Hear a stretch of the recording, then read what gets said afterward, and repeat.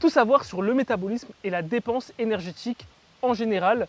C'est le sujet du podcast d'aujourd'hui. Je suis Brice, coach sportif spécialisé en perte de gras et en réhabilitation, et je suis avec Marion, coach sportive et nutritionniste. Ce podcast est là pour t'aider à avoir un maximum d'outils, d'anecdotes, de conseils au service de ta perte de gras. Donc pense à t'abonner, à lâcher un commentaire, un like.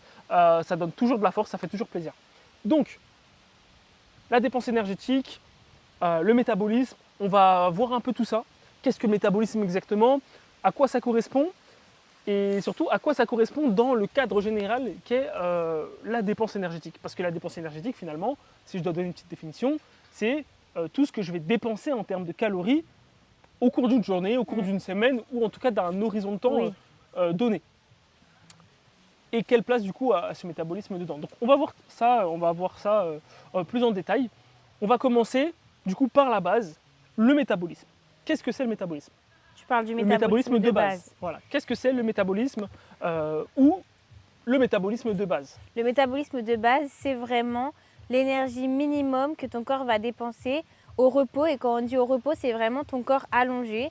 Donc c'est l'énergie utilisée pour subvenir à tes besoins vitaux finalement. Donc la respiration, la digestion, le battement du cœur tout simplement. C'est ça. La circulation du sang. Le cerveau, le fonctionnement normal du cerveau. Les connexions neuronales. Donc le métabolisme de base correspond à tout ça.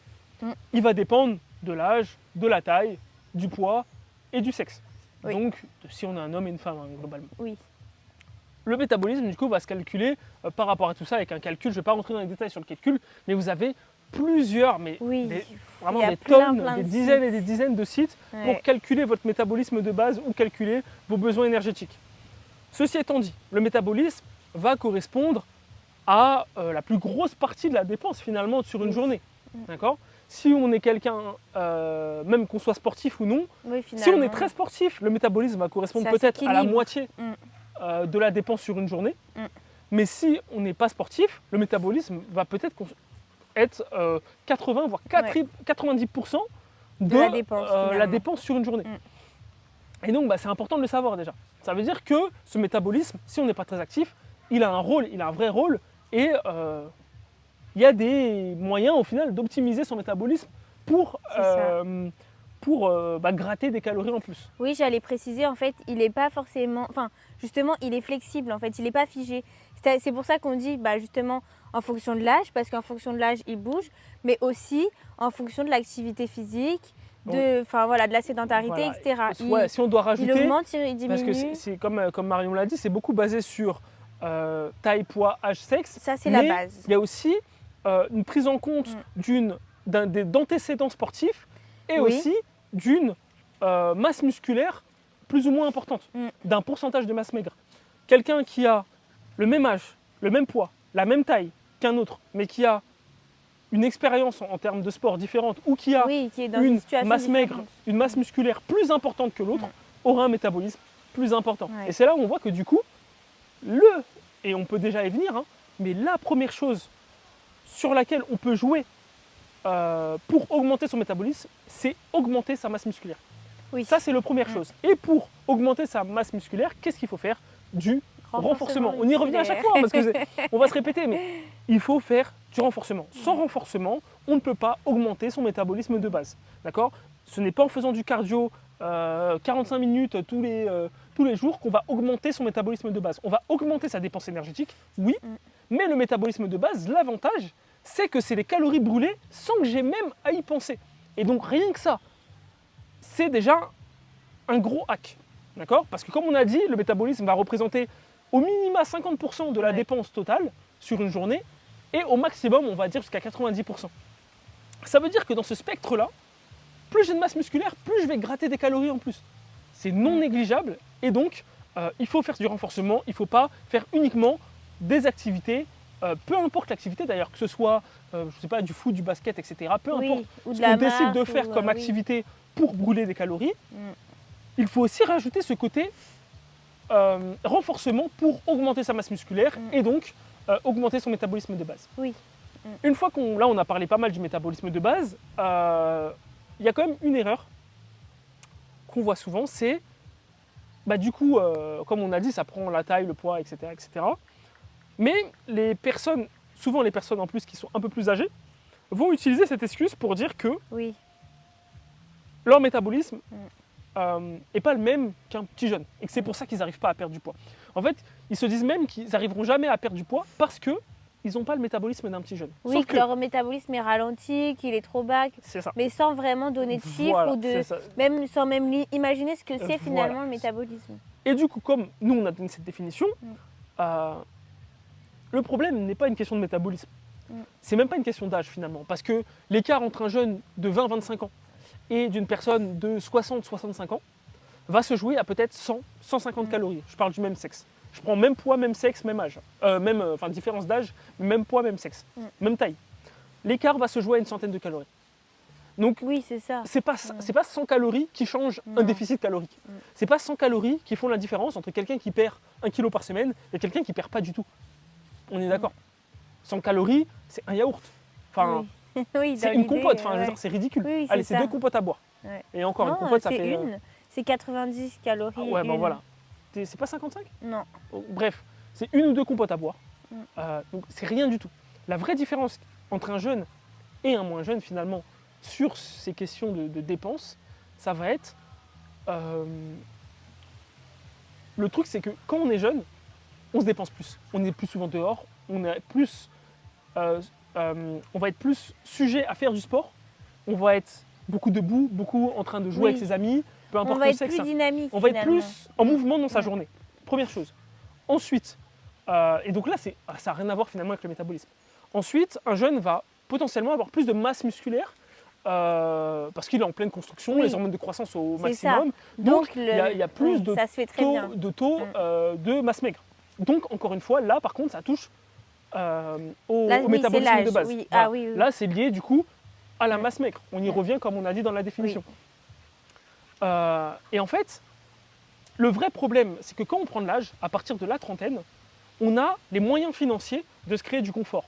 Et ce moyen financier-là va faire que, enfin en tout cas ce moyen financier va créer du confort et ce confort va créer, va annihiler en fait la dépense.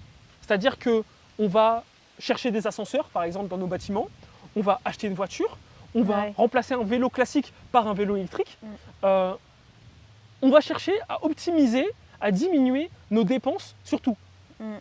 Oui, bah, par exemple pour la voiture aussi, on va parfois chercher justement un logement à côté de son travail. On va pas, tu sais, alors qu'avant, enfin à l'école ou quoi, t'as pas le choix. Ta fac elle est à 1 heure. Voilà. Non mais tu vois dans l'idée, ta fac elle est à 1 heure, t'as pas le permis. Bah, tu fais 1 heure. T'as pas le choix, tu fais 1 heure. Alors que plus tard, quand tu as les moyens de te dire ok là j'ai ce travail ici, je l'ai trouvé, plus qu'à trouver un appart juste à côté. Voilà ça, ou une maison acheter. Ou après, si c'est pas à côté, c'est quand même beaucoup moins loin que 1 heure que tu faisais quand tu étais à la fac. C'est ça. Donc du coup en fait c'est tout ce confort qui va créer une diminution de la dépense, une diminution du nombre de pas, et ça c'est sans compter si en plus on a un travail sédentaire. Donc on accumule travail sédentaire, habitation proche du lieu de travail, économie du moindre effort, plus j'ai pas le temps de faire une activité physique, c'est ça qui crée l'écart entre un jeune et un moins jeune. C'est ce facteur-là, c'est cet environnement. C'est tout sauf le métabolisme. Vraiment, comme j'ai dit, l'écart entre un jeune et un moins jeune, ça va être une centaine de calories. Si on veut grossir le trait, ça va être 200 calories grand max. Mais comme j'ai dit, l'écart, 200 calories, ça ne fait pas la différence entre quelqu'un qui perd 1 kg et qui perd pas. Ça peut se jouer à quelqu'un qui perd 800 grammes et 900. Ou 1 kg et 900 grammes. Tu vois, parce que 200 calories sur une semaine, c'est rien du tout. Si on lisse sur la semaine, 200 calories, c'est combien si tu fais 200? Ça fait même pas 30 calories par jour. C'est rien du tout. D'accord. Et encore, non. Si du coup c'est 200 calories, ça fait 1400 calories sur une semaine. 1400 calories, ce serait quoi? C'est même pas... ouais, ça fait plus ou moins 100 grammes. Plus ou moins 100 grammes de plus de perdu dans l'idée. Voilà. Donc évidemment, sur un horizon de temps plutôt long, ça fait une différence parce que si on gratte 100 grammes à chaque fois sur 10 semaines, ça fait 1 kg. Donc ça, j'en suis conscient, je ne dis pas le contraire. Mais la différence entre quelqu'un qui perd et quelqu'un qui ne perd pas ne se fait pas sur cette question de métabolisme. Maintenant, deuxième chose à prendre en compte dans une dépense énergétique globale, on a pris le métabolisme. Qu'est-ce qui vient ensuite dans la priorité ou dans l'ordre des dépenses? Du coup, ça va être le NEAT, ça va être tout ce qui est... Qu'est-ce que c'est le NEAT? justement, j'y viens. Le NEAT, ça regroupe toutes les activités hors sport, activité physique, c'est-à-dire marcher pour aller au travail, ou juste passer se lever, l'aspirateur, passer être l'aspirateur, debout. faire la cuisine, faire son jardin, le potager, voilà, même, je dirais même porter que… les courses. Porter les courses aussi, mais je dirais même que justement sur un travail sédentaire, se lever 20 minutes, se lever toutes les 20 minutes à peu près, ou même les 1 heure pour aller aux toilettes, finalement, ça reste du NEAT. Ça reste du NEAT. Ça reste du NEAT. Par exemple, moi je prends mon exemple, j'ai un étage à descendre, à remonter. Finalement, dans la journée, ça me rajoute quand même un petit peu de NEAT. Un peu parler, c'est du NEAT. Aussi. Les mouvements manger, de main, la digestion. Non, parce que ça, du coup, c'est autre chose. Ah, ok. Les mouvements de main, c'est du NEAT. Ouais. En gros, le NEAT, c'est toute activité, tout mouvement qui n'est pas une activité physique à part entière. Vraiment, et donc ça représente un autre bon pourcentage d'une dépense énergétique journalière qui peut monter à 300, 400, allez, entre 200 et 400 calories. Oui. Voilà. Donc ce NEAT-là, il n'est pas à négliger. Il n'est pas à négliger. Il n'est pas à négliger parce que là, rien que là, en fait, j'ai même pas parlé de sport encore, qu'on a déjà peut-être, en fonction des profils, si je prends quelqu'un de sédentaire, si on prend quelqu'un de sédentaire, la totalité de sa dépense va être 90% du métabolisme de base. On va rajouter peut-être, du coup, 9% de NEAT et on va avoir 1% de digestion. Ça va être pour la répartition de quelqu'un qui ne fait pas de sport. Mais on voit quand même que le métabolisme de base et le NEAT, c'est les deux choses qu'il faut prioriser quand on veut perdre du poids finalement. Sachant que, après, comme j'ai dit, pour le métabolisme de base, il faut faire du renfort. Mais on y revient. Donc là, on a parlé du NEAT, ça permet d'augmenter, etc. Troisième chose. Tu l'as dit, du coup, le troisième catégorie, ça va être l'effet thermique des aliments. Ou la digestion. Donc voilà, qui va se répercuter sur la digestion. C'est-à-dire que selon les aliments et les macronutriments, on ne va pas avoir les mêmes calories dépensées, la même énergie dépensée pour digérer ces aliments et les utiliser correctement. En gros, ce qu'on est en train de dire, c'est qu'en mangeant, on peut brûler des calories en fonction de ce qu'on mange. En fonction de ce qu'on mange. Donc c'est-à-dire que, je reprends mon schéma, j'ai mon métabolisme de base, j'ai mes NEAT, et en fonction de ce que je mange, en plus je brûle des calories. C'est ça. Alors, je tiens à préciser, parce que je sais que je l'avais précisé à une de mes clientes, c'est pas non plus miraculeux. C'est pas, tu te mets à manger que des protéines et du coup tout le reste t'oublies. Là, t'es en train de spoiler un peu. Oui, du coup je spoil. Ouais, mais parce que je lui avais dit, c'est pas non plus, faut pas compter que sur ça. Certes, ça joue un petit pourcentage, comme on l'a dit. C'est un bon pourcentage. Un bon pourcentage, d'accord, mais c'est pas non plus miraculeux. Voilà. Oui. C'est juste que je tenais à préciser avant que tout le monde se dise il faut que du coup, on va rentrer dans les détails parce que Mario a la spoil. Mais les protéines vont être les aliments qui demandent le plus d'énergie, qui vont consommer le plus d'énergie à la digestion. On va considérer entre 15 et 35% de calories dépensées par 100 calories. Donc en gros, tous les 100 calories, je vais utiliser entre 15 et 35 calories pour les digérer sur 100 calories de protéines. Utiliser. Donc ça veut dire que globalement, j'ai 100 grammes de viande, de blanc de poulet. 100 grammes de blanc de poulet, c'est à peu près 100 calories.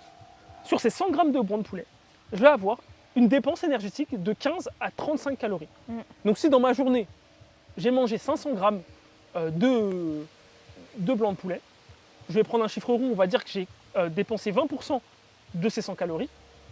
Et du coup, je fais 20 x 5, j'ai dépensé 100 calories juste en digestion des protéines. Sachant que dans la journée, je ne mange pas que des protéines, il y a aussi les glucides. Pour les glucides, on va être entre 5 à 15-20%. C'est moins élevé. Je crois que c'est 5 à 15% ou 5 à 10%. Et ce qui va consommer, qui va en tout cas dépenser le moins, ça va être les lipides, donc les graisses. Encore une fois, on a fait un podcast où on explique qu'il faut en manger quand même pour la régulation hormonale. Faut pas oublier. Mais c'est ce qui va, en tout cas, consommer le moins de calories pour la dépense. On va être sur 1 à 5 calories pour 100 calories de graisse. Voilà. Et du coup, là maintenant qu'on a vu le métabolisme, donc le pourcentage, la répartition, le NEAT, donc tout ce qui n'est pas une activité physique, qu'on a vu là la digestion, on va avoir maintenant l'activité physique.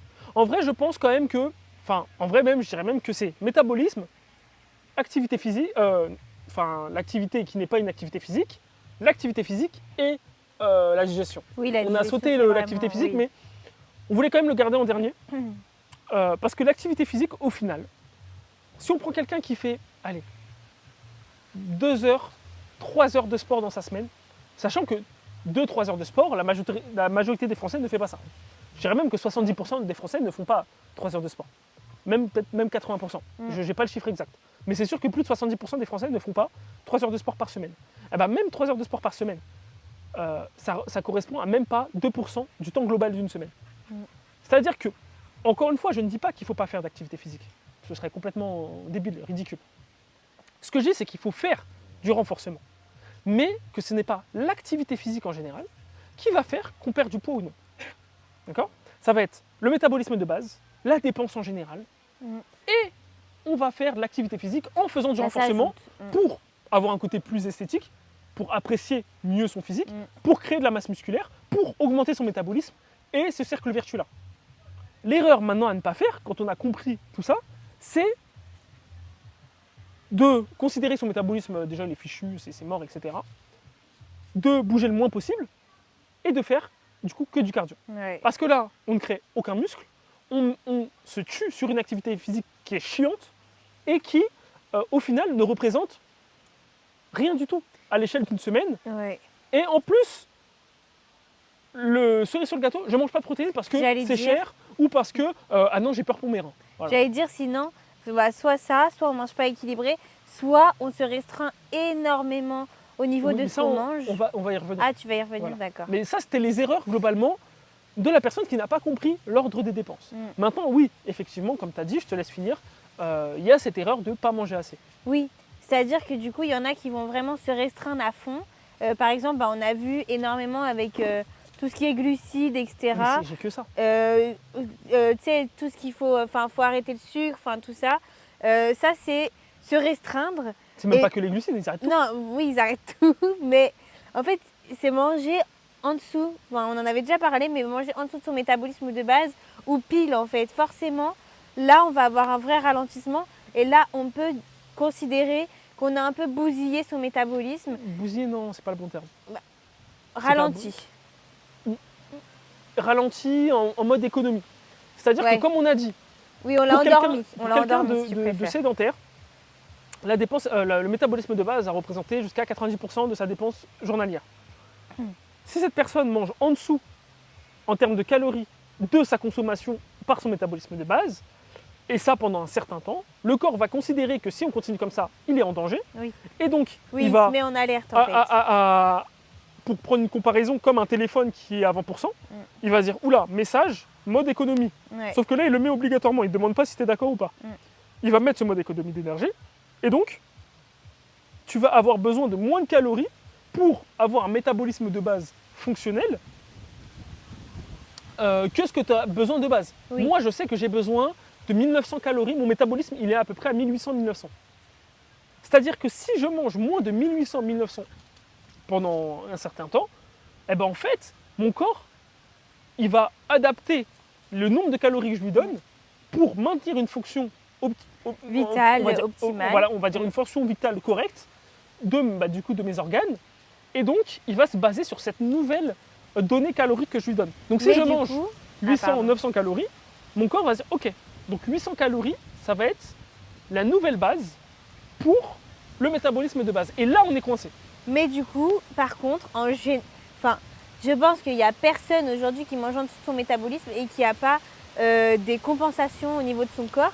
C'est-à-dire que les dépenses, elles vont être tellement économisées justement pour les organes vitaux, vraiment pour le bon fonctionnement vital du corps, que tout va en pâtir finalement. Donc, les performances physiques, elles vont en pâtir. La fatigue, Ouais, l'énergie la vitale fatigue chronique globale, va en pâtir. voilà. La digestion va en pâtir. Des Le constipations, sommeil, le stress, sommeil, le stress, les hormones, enfin vraiment, ouais. après il y a tout ouais, qui se met un l'irritation peu en pour tout et off, rien. quoi. Enfin, genre, En repos. c'est un état qui est absolument pas normal. Et donc, la solution, c'est manger plus de calories, consommer plus de calories, revenir à une consommation pour le métabolisme de base Optimal en tout à la cas. base, et ensuite prendre en compte les dépenses qu'on a aussi dans la journée pour adapter tout ça. Mais ouais, mais ça on en refera de toute façon d'autres vidéos. Là l'idée c'était vraiment de parler au final à quoi correspond la dépense énergétique journalière. Bon, on espère que là il y a beaucoup de vent, on espère qu'on nous entend, Là, parce que là j'ai aucun retour sur le son. J'espère qu'on nous entend. Mais en tout cas voilà. Le podcast c'était vraiment pour faire un tour, une explication de la dépense énergétique, à quoi ça correspond. Est-ce qu'on a vraiment l'âge joue sur la perte de poids ou non? Vous avez la réponse, du coup la réponse c'est non. Hein. L'âge ne joue pas tant que ça. C'est juste individuellement que ça va jouer. C'est environnemental. Et encore, oui, c'est environnemental, c'est le choix de vie. Et aujourd'hui, toi qui regardes ce podcast, si tu analyses réellement ta dépense au cours de la journée, tu vas te rendre compte que en fait tu bouges pas tant que ça, sans parler de sport. Hein, parce qu'il y a des sportifs sédentaires aussi. Hein. Des gens qui ont 45 minutes, 1 heure de sport tous les jours, mais qui le reste du temps ne bougent pas. Oui, c'est-à-dire qu'ils finissent la journée, ils ont fait 1500 pas, mais j'ai fait ma séance. Je ne dis pas qu'il ne faut pas faire de séance. Non, mais encore une fois, par rapport à ce qu'on a dit sur la répartition des dépenses caloriques, le sport, ce n'est pas la priorité. La priorité, c'est du coup, faire du renforcement et optimiser son métabolisme pour qu'il fonctionne correctement. Bouger sur les limites, tu vois, bouger. Donc voilà, il y a les sportifs sédentaires. Ça, c'est quelque chose aussi, il ne faut pas tomber dedans. Voilà. Du coup, donc faire du sport, c'est bien. Il faut faire, moi je recommande 3 séances de renforcement par semaine. Manger du coup, et du coup l'autre erreur aussi, c'est pas de protéines. Pas de protéines. Donc ça, c'est vraiment, ça c'est l'erreur. C'est vraiment l'erreur. Pas de protéines, pas de renforcement, c'est l'erreur. Et pourtant, c'est l'erreur de 90% des gens. Mais en fait, l'erreur typique, c'est pas de protéines, pas de renforcement, que du cardio, pas de dépenses générales, et je mange rien. Tu cumules ces 5 erreurs, tu t'assures de ne pas perdre de poids, de ne pas perdre de gras et de ne pas perdre de poids. Tu vas peut-être perdre vite, ça va se bloquer. Ou tu ne vas pas perdre. Et derrière, ça va être frustration, compensation, yo-yo, trouble du comportement alimentaire potentiellement, toutes ces choses qu'on ne veut pas. Tu ne respectes pas ces 5 points, tu es sûr de rater ta perte de gras. Donc voilà, respectez ce qu'on vous a dit, vous assurez de réussir votre perte de gras. Le métabolisme, il n'est jamais bloqué définitivement, il n'est jamais ralenti définitivement, il n'est jamais en mode économie d'énergie définitivement. Il n'y a pas d'âge pour faire une perte de poids, il n'y a pas d'âge pour perdre du gras. Tout ça, c'est des conneries, d'accord? Si je peux le dire vulgairement, tout ça, c'est des bêtises, c'est des conneries. Tout ce qui va définir si tu perds du gras ou non, c'est est-ce que tu bouges, est-ce que tu manges assez, est-ce que tu manges assez de protéines, est-ce que tu fais du renfort. Globalement, c'est ça. Donc voilà. C'était le podcast là de la rentrée sur le métabolisme, sur la dépense énergétique. J'espère qu'il vous a plu, j'espère qu'il t'a plu. N'hésite pas à mettre un commentaire, donner ton avis, partager peut-être ton expérience sur tout ça. En tout cas, nous, on se retrouve dans 2 semaines pour le prochain podcast. Moi, je vais voir pour faire une vidéo entre-temps d'ici là. J'espère que le retour du podcast vous a plu et je vous dis à la prochaine pour un prochain podcast.